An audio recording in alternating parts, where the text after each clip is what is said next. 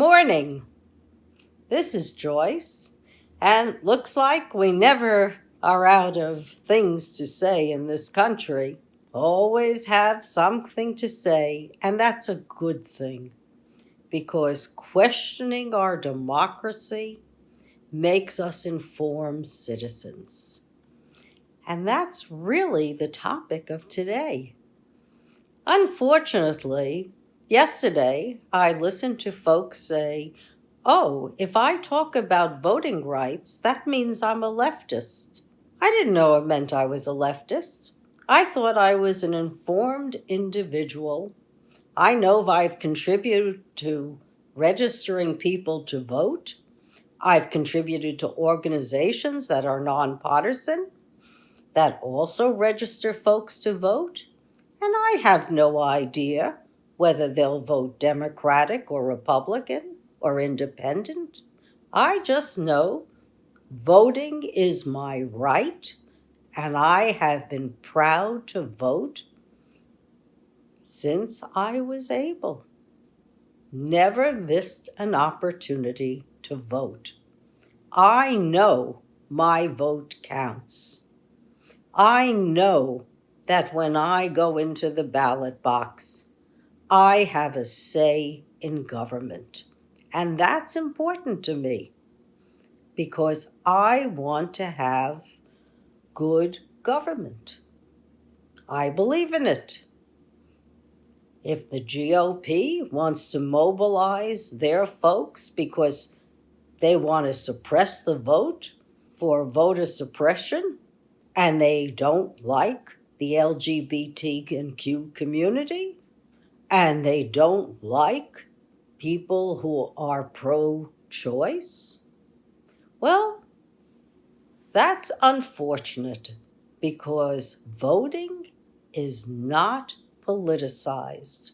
As we saw with COVID, when you politicize an activity or an institution that is important to us in America and important to Americans for their very survival, what do you have?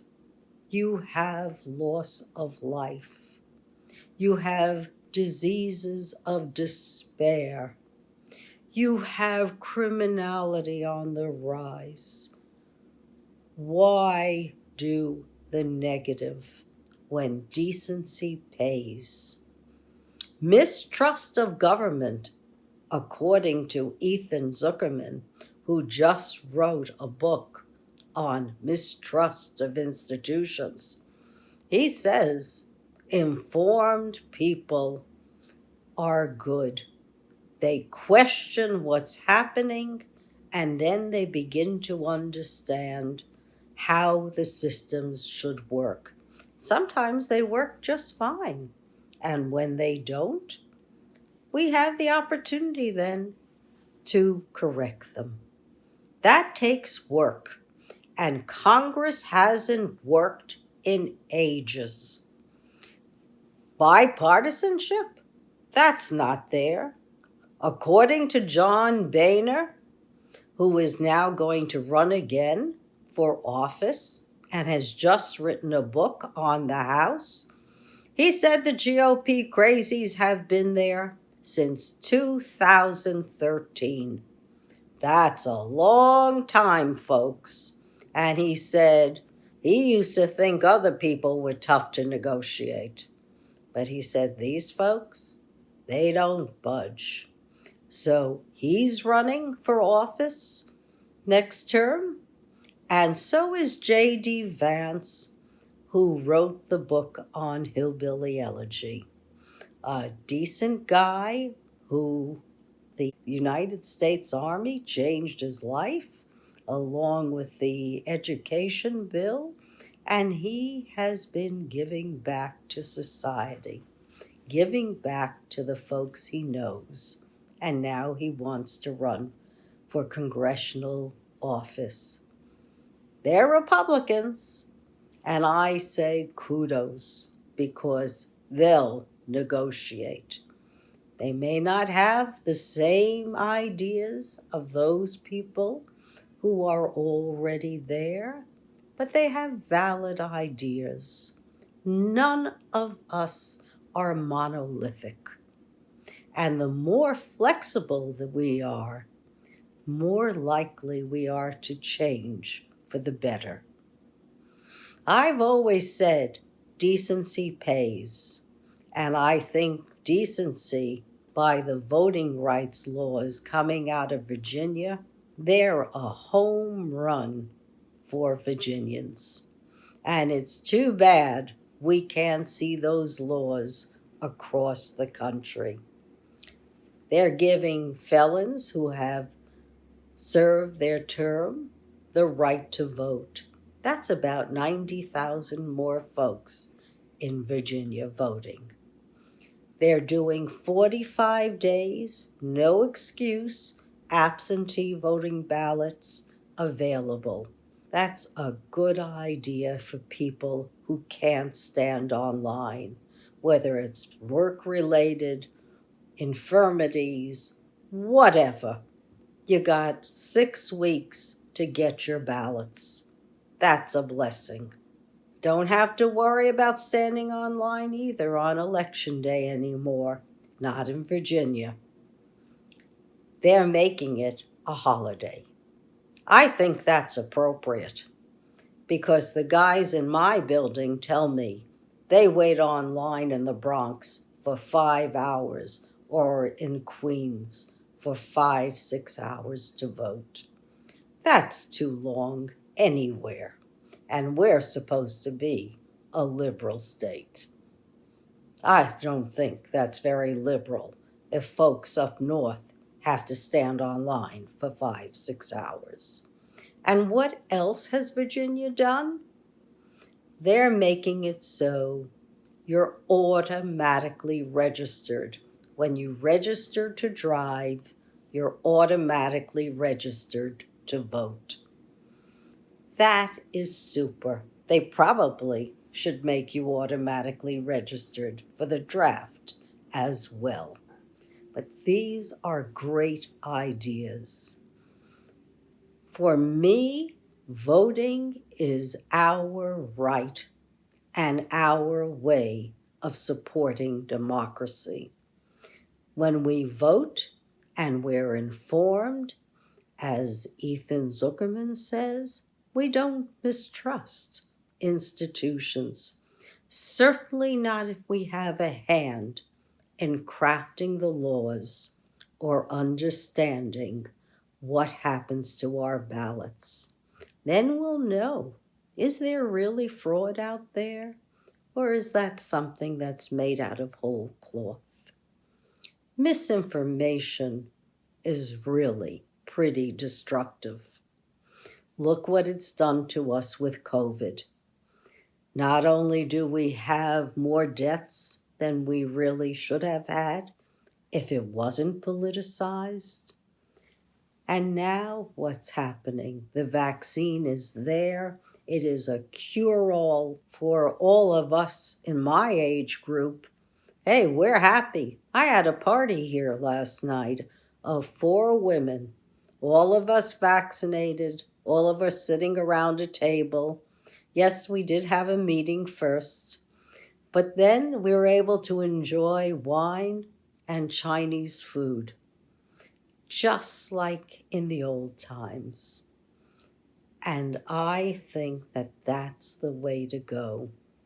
The government may not mandate vaccine passports, but I'm going to want a vaccine passport when I go to the theater, when I go back to concerts, conventions, conferences, whatever it is I choose to do with my life ongoing.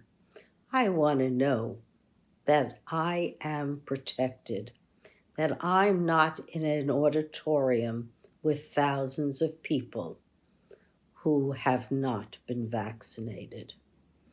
So, to me, misinformation is a crime, and it's unfortunate, and I would ban it from the internet and from the free press, because to me, it's all the same. You only report on the facts. And if you can, not only do I preach voting and voting rights, hey, I preach that vaccine. Get your facts straight and vaccinate your family. You can do it. Everyone in America is being given access. And those who aren't, please scream loud and clear and make it known that your community needs that vaccine. And if you're not getting it, go to the highest powers of the land. Just keep raising your voice until someone listens. That's getting into good trouble, as John Lewis would say. And I believe in good trouble. The more, the better. Because some institutions really do need to change. And voting, hey, number one on my hit parade. And it should be on yours too. That's why in New York City, I'm supporting locally the less is more bill for those parolees. And we need help. And it should be this way throughout the country, where everyone is giving people who have committed minor crimes but serve their term a second chance. Let them integrate into society and let it be an easy integration, not tough, because people are human. They make mistakes and then they need counseling. And I think that's something that we've got to all think about.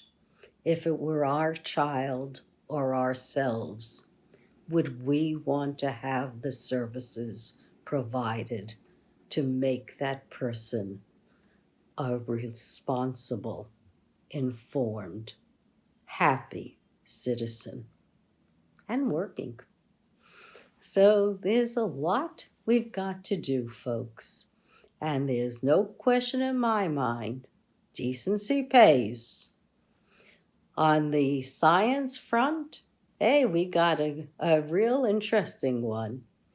A 3-star chef in Spain has found that seagrass provides grains that are just like rice. So if you plant seagrass, the only thing it requires is more salt water, because it's a natural barrier to flooding, and it is also a natural producer of biodiversity in the ocean. You get more shellfish, you get more seahorses, and you get so much out of the seagrass itself. It's evidently high in omega fatty acids and higher in protein than rice. So science, in my view, pays off always, big time. So we've got seagrass and we've got the vaccine. And we also think the vaccine is going to last for 2 years. Our future is bright if we raise our voices high and tell everyone that democracy is what we want. And we don't want to have to wait for democracy. We want it so it's an opt-out program and everyone votes. And we want to have more food in our repertoire so that people don't go hungry. There's a lot to be thankful for, but more to do. Let's see if there really is some bipartisanship. If there isn't, don't waste time on them. Go for reconciliation and the infrastructure bill, and somehow get voting rights passed on the federal level. Let's not play around. 100 days are almost up for Biden. I'd like to see a lot accomplished. Thank you for listening, and have a blessed week. Bye now. See you next week, and you can bet on it.